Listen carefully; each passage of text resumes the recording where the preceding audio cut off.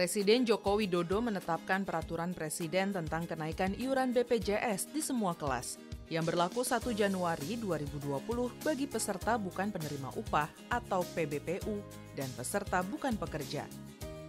Di balik peraturan presiden tersebut, masih terdapat banyak masalah. Di antaranya adalah pendapatan peserta BPJS, kelengkapan fasilitas rumah sakit dan obat, serta pelayanan terhadap peserta BPJS. Komisi 9 DPR RI sebagai alat kelengkapan Dewan yang bermitra dengan Kementerian Kesehatan, BPJS Kesehatan, dan BPJS Ketenagakerjaan melakukan kunjungan kerja ke daerah istimewa Yogyakarta dalam rangka melakukan koordinasi dan menghimpun informasi, khususnya terkait pelaksanaan dan pelayanan BPJS di Yogyakarta. Dipimpin oleh Wakil Ketua Komisi 9 DPR RI, Emmanuel Melkiades Lakalena, dan anggota Komisi 9 diantaranya Rahmat Handoyo, Abidin Fikri, dan Arzeti Bilbina. Komisi 9 DPR RI secara langsung berkoordinasi dengan BPJS Kesehatan, BPJS Ketenagakerjaan, Dinas Kesehatan Yogyakarta, dan Perhimpunan Rumah Sakit seluruh Indonesia, membahas kenaikan iuran BPJS di semua kelas. Disambut oleh Wakil Gubernur Yogyakarta, Paku Alam 10, Komisi 9 DPR RI mengadakan pertemuan bersama di Gedung Pracimasana, Kompleks Kantor Gubernur Daerah Istimewa Yogyakarta. Terkait Peraturan Presiden Nomor 75 Tahun 2019 tentang perubahan atas Peraturan Presiden Nomor 82 Tahun 2018 tentang Jaminan Kesehatan yang menetapkan kenaikan iuran BPJS Kesehatan, Komisi 9 DPR RI mendorong pemerintah dan pihak rumah sakit menjamin peningkatan pelayanan terhadap peserta BPJS Kesehatan. Anggota Komisi 9 DPR RI Rahmat Handoyo menyampaikan, kenaikan iuran BPJS merupakan sesuatu yang tidak dapat dihindari dan mengharapkan agar kenaikan iuran tersebut dapat diimbangi dengan pelayanan yang lebih baik dari segala sektor, mulai dari pelayanan, administrasi, dan ketersediaan obat.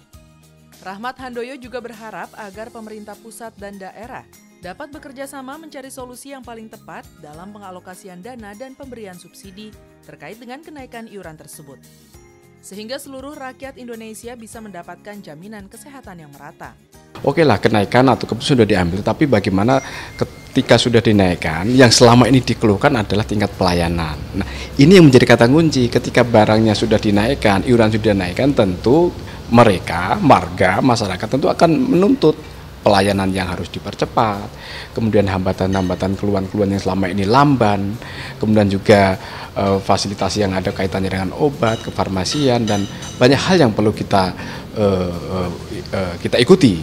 Di lain sisi, Wakil Ketua Komisi 9 DPR RI Emmanuel Melkiades Lakalena mengharapkan agar pemerintah dapat memberikan metode pembiayaan atau subsidi agar peserta BPJS kelas 3 yang mayoritas merupakan warga berekonomi menengah ke bawah dapat tetap memiliki jaminan kesehatan. Sebenarnya kami meminta agar kalaupun andai kata pemerintah tetap menaikkan BPJS, iuran BPJS yang untuk kelas 3 mestinya ada metode pembiayaan agar itu bisa disubsidi yang khusus kelas 3. Kalau kelasnya ditanggung pemerintah, kalau kelas 1, kelas 2 kan saya kira mereka mampu untuk, kami sudah menghitung mereka mampu untuk membiayai diri sendiri.